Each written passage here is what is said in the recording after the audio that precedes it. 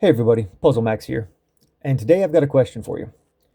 When I say the words Rubik's Cube, what's the first thing that comes to mind?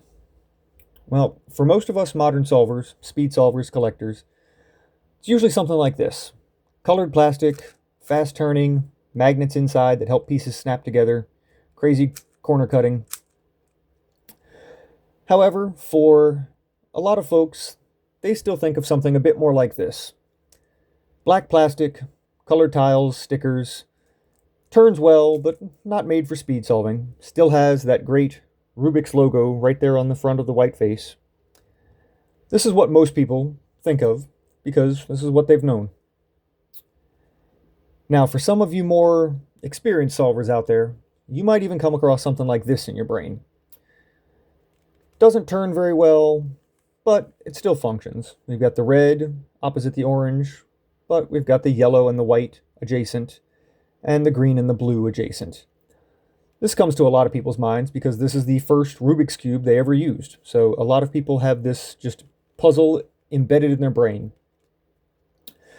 Well, for a Hungarian architect and professor of architecture named Erno Rubik, he didn't see any of this. In fact, he wasn't even looking to set out and build a puzzle.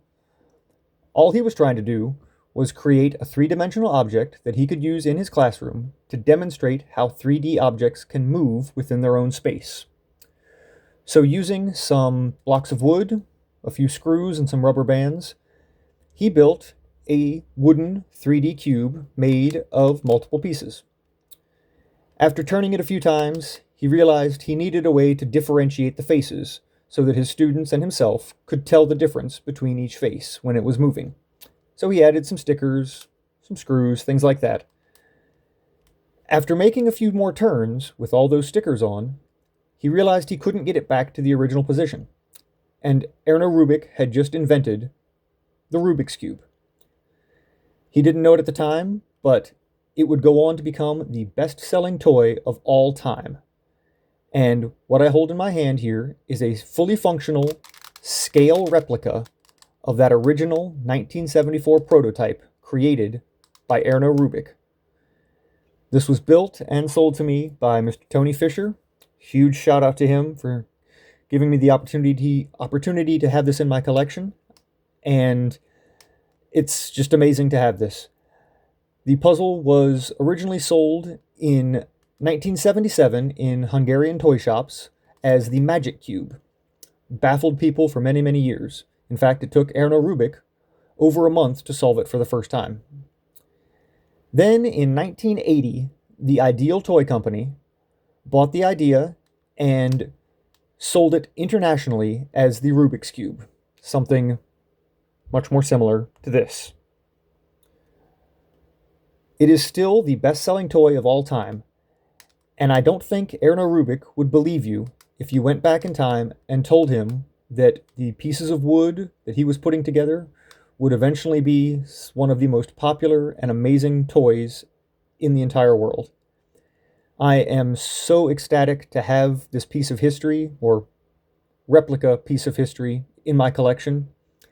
The original prototype still exists. It lives in a museum in New Jersey in the United States. But having this scale, fully functional replica as part of my collection is amazing. And I will treasure this puzzle for a long time because owning something like this is amazing. I can't imagine how Erno Rubik must have felt when he first held this puzzle and scrambled it the first time and then tried to solve it. It must have been an incredible brain teaser for him. So there's a brief history on the Rubik's Cube and an introduction to what is now the crown jewel of my collection, the scale replica prototype 3x3 from 1974, built by Tony Fisher and sold to me to get in my collection. So thanks for watching, and you now can appreciate this fancy new piece of plastic a whole lot better. So happy solving.